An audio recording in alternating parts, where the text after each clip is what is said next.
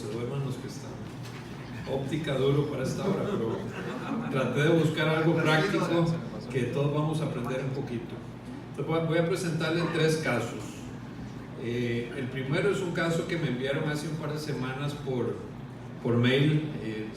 Todas las semanas recibo casos que me envían para ayudar a calcular, y lo que quiero es que nos ayuden a pensar a todos un poquito. Este es un médico de Canadá que habla español y que maneja muy bien la óptica, y lo que me pone es que una compañera de él le envía las medidas de su padre, que es médico también, y que pone como que fue operado de cirugía de PRK miópica previamente, y lo que le llama la atención es que lo calculó con el Haigis L, que es un programa para calcular después del refractiva miópica, y le da una medida y lo calcula con los demás programas que no son para posmiópica y le da otra medida, y lo calculó con el Panacea, y el Panacea le da otra medida, y entonces no sabe qué hacer.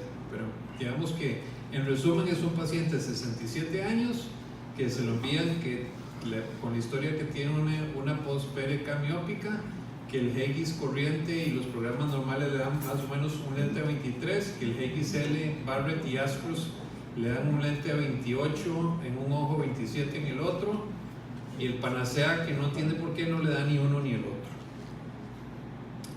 Que refractivamente tiene más o menos un +2 -2 en el ojo derecho. Estos son las biometrías.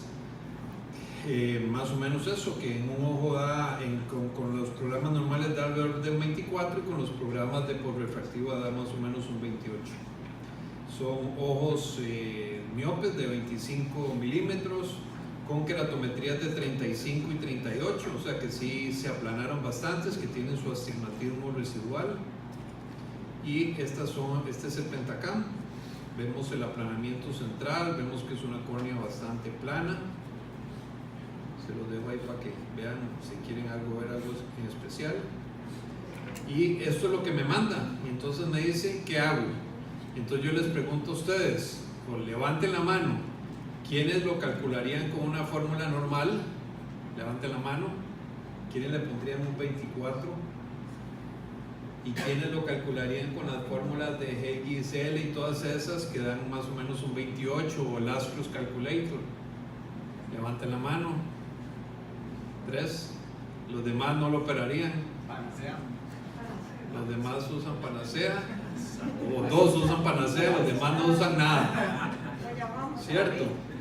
¿Qué les llama la atención de ese caso? ¿Qué les llamó la atención con eso rápido? Porque ahora van a ver lo que yo le escribí. Longitud es de 25, es una miopía que uno diría tal vez tenía como 6 dioptrías de miopía. Entonces digamos que era una córnea 41, bajó a 35, sí coincide. Está bien pensar en eso, pero en este caso sí coincide.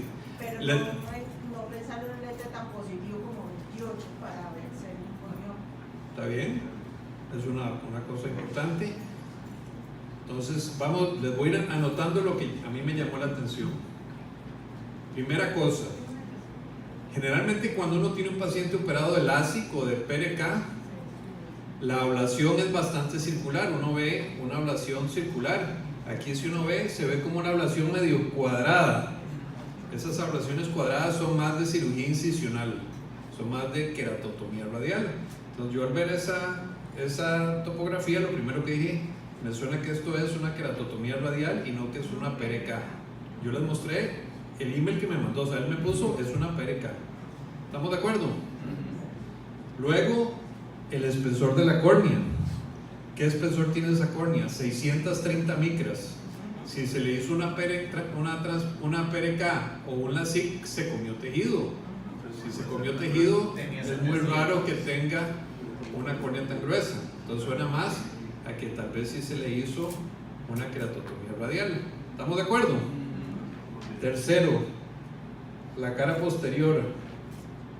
La curva de la cara posterior, normalmente el radio de la cara posterior es de 6,5 milímetros, o sea, es bastante curva.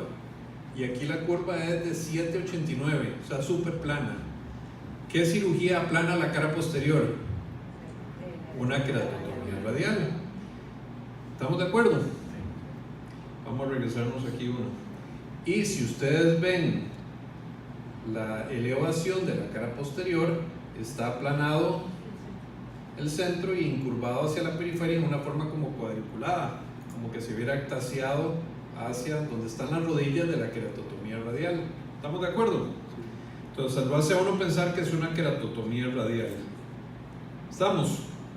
Entonces yo le escribo: creo que sin haber abierto el panacea me da la impresión que esto es una queratotomía radial y por lo tanto el paciente se hipermetropizó. Tal vez le hicieron una PRK encima de la queratotomía radial, pero de fondo es una queratotomía radial y entonces hay que usar programas de queratotomía radial. ¿Estamos de acuerdo? Entonces, lo que quiero con este primer caso es que, como vamos a tener una epidemia de postqueratotomías radiales y postrefractiva, los que nos dediquemos a calcular lentes intraoculares tenemos que empezar a pensar un poquito en los exámenes que nos están llegando. No podemos simplemente agarrar longitud axial y queratometría y hacer el cálculo de lentes.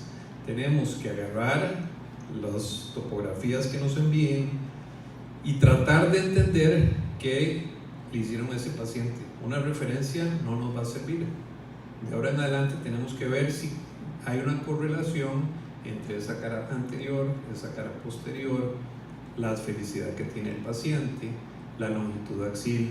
No solo pensar en que la queratometría y la longitud nos va a dar el poder del lente. En estos casos sucede algo interesante en queratotomía radial, y es que la relación entre la cara anterior y posterior de la córnea sube, que si lo vemos ahí, está aquí, la relación entre la cara anterior y posterior, que normalmente es de 82-83%, después de un LASIK o de una PRK baja normalmente a 70 y pico o a 60 y pico, y en queratotomía radial sube, puede subir hasta 90 y pico o 100%. Entonces, ¿por qué Panacea le dio diferente? Porque sí tomó en cuenta esta relación. ¿Por qué los programas de ASCRO no les sirvieron? Porque asumieron que esa relación era mucho más baja. Entonces, simplemente tener cuidado. Si hubiera usado un programa realmente que era para queratotomía radial, o sea, el mismo ASCROS, pero para queratotomía radial, el valor que le hubiera dado en este ojo hubiera acertado. Pero simplemente tener el cuidado de estar seguros con qué estamos trabajando. Entonces, acordarse que después de éxito miópico tenemos una Q positiva alta, porque estamos con la córnea aplanada en el centro y sin curva hacia la periferia, igual que en la queratotomía radial, pero la diferencia es que la relación PA es baja en el éxime y es alta en la queratotomía. ¿De acuerdo? Vamos con el segundo caso. Este caso sí es mío. Desgraciadamente, digo desgraciadamente porque fue hace unos años y era un paciente que vino de Grecia para operarse, no Grecia de aquí a la abuela, sino de Grecia, que es dueño de una naviera naviera, que ahora me llegó en estos días de casualidad a control y me dijo: tengo 2 barcos parados aquí en Limón y todos los días estoy perdiendo no sé cuántos millones de dólares. O sea que el señor era dueño de una naviera. Entonces lo opero con un lente tórico. En aquel entonces tenía un astigmatismo de 1,5 dioptrías y le calculo un T4. Al operarle el primer ojo, lo opero y en el postoperatorio el paciente me viene con un +1 -3.25 a 95. O sea, el paciente queda con un astigmatismo del doble de lo que le había calculado que tenía habiéndole puesto un lente tórico. Entonces, en el postoperatorio lo que encuentro es que tiene de astigmatismo interno, lente intraocular que le había puesto, que era el astigmatismo más o menos interno de unos 60 y pico dioptrías que había colocado, y el astigmatismo corneal que tenía más o menos de 1,5 dioptrías que sumaban las 3.25. Entonces, lo que quiero mostrarles aquí es que en este caso simplemente fue lo que por error marqué a 90 grados. La muchacha de que lee la historia, en vez de decirme póngalo a 90 grados, leyó a 180 y lo puse a 180. O sea, en este caso era simplemente un error de 90 grados. El paciente lo metí y lo roté 90 grados. Pero lo que quiero decirles es que a veces tenemos casos en los cuales nos queda la duda si el rotar el lente nos va a ser suficiente para corregir el defecto residual que nos queda. Y entonces quería mostrarles que en Panacea está este programa que se llama Post-Op Toric Calculator, en el cual uno simplemente tiene que colocar el defecto que quedó al paciente, poner el lente que se colocó y en cuál meridiano quedó el lente colocado, y con eso él calcula cuál es el astigmatismo total del paciente, y rotando el lente en ese meridiano, cuál es el menor astigmatismo que podemos obtener. O sea que en este caso, este paciente que se había dejado a 90 grados el lente, yo lo tenía que rotar a 6 grados, y la menor refracción que podía esperar era que quedara en menos 0,57 con menos 0,10 a 6 grados. Entonces el paciente lo metí, lo roté y quedó con un defecto residual de menos 0,50 a menos 0,50 a 90. Probablemente no lo logré poner exactamente a los 6 grados, pero saber que ese era el defecto residual. Ahora, uno puede tener casos, ahora lo vamos a ver cuando veamos el programa en vivo, donde dependiendo el meridiano, uno no logra estos niveles de astigmatismo, y si uno ve que el astigmatismo residual que va a quedar es de 1,5 dioptrías, que baje de 3 a 1,5, pues uno sabe que rotando el lente no vale la pena meter al paciente a rotar el lente, porque uno no va a llegar a tener ese astigmatismo lo suficientemente bajo, y es mejor someter al paciente o a un cambio de lente o a una cirugía refractiva adicional. ¿De acuerdo? ¿Se entiende? Por último, nada más también anotar otro dato interesante. Los que ya hemos operado bastantes pacientes, hemos anotado que con las córneas planas sucede algo interesante. No sé si a ustedes les ha pasado. Cuando uno opera pacientes con córneas planas, pasa algo. Los que quieran opinar, ¿han observado que los pacientes quedan miopes, hemétropes o hipermétropes después de operarlos?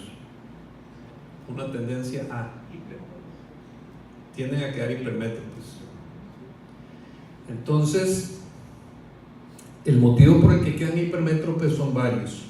Uno es porque la esfericidad de estas córneas muy planas tienden a ser generalmente bajas. La Q normal es de menos 0,27, y las córneas que son muy planas tienden a tener Qs tendiendo a lo positivo.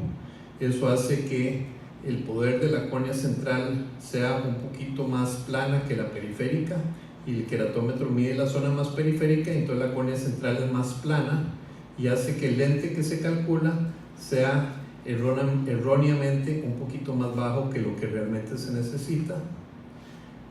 Como se ve acá, el poder central es un poquito más bajo que lo que mide el queratómetro en el biómetro, un poquito más periférico. Ven acá. El segundo factor es que en general la relación PA tiende a ser un poquito más baja. Dijimos que lo normal es del 82 al 83%. Estas córneas planas tienden a tener una relación un poquito más baja, y entonces hacen que esas córneas tengan un poder real un poquito más bajo a lo que mide el queratómetro. Y lo último es que en los programas de tercera generación, esas córneas planas calculan erróneamente la posición efectiva del lente un poquito más adelante. Entonces esos tres factores hacen que en general las córneas planas hagan que los programas calculen el poder del lente un poquito menor a lo que realmente necesitan. Entonces nada más tener cuidado cuando tengan córneas muy planas, ya sea que si usan programas de tercera generación como son el SRKT o los demás programas que hay de tercera generación, usar programas que tengan la doble cadena de Ramberry, o pues usar Panacea para tratar de evitar esos errores. Vamos a mostrar un momentito el Panacea. Déjame ver si lo puedo abrir aquí.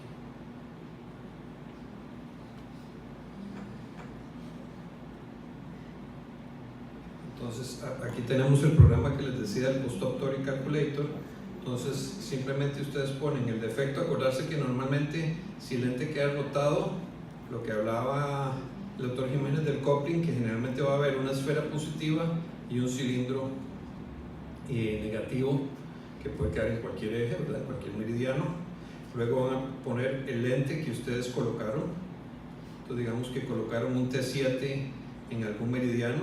Entonces si ustedes lo colocaron a 100 grados, el programa les va a decir tienen que rotarlo a 67 grados, y a 67 grados van a lograr que ese astigmatismo residual que quedó baje a menos 0,19.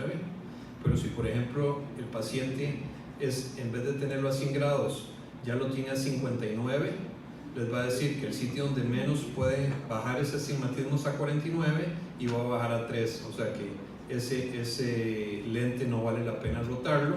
Y aquí pueden poner el Neo Toric Calculator, y entonces aquí pueden buscar cuál lente es el que ocuparían, y ocuparían un lente de 9 dioptrías de astigmatismo para que baje a 0.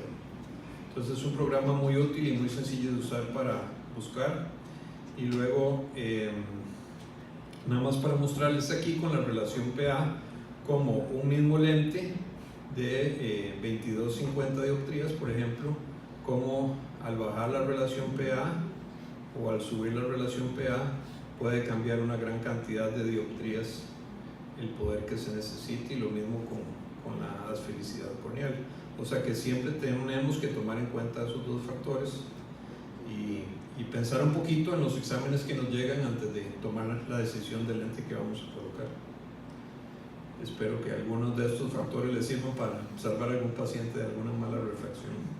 Muchas gracias.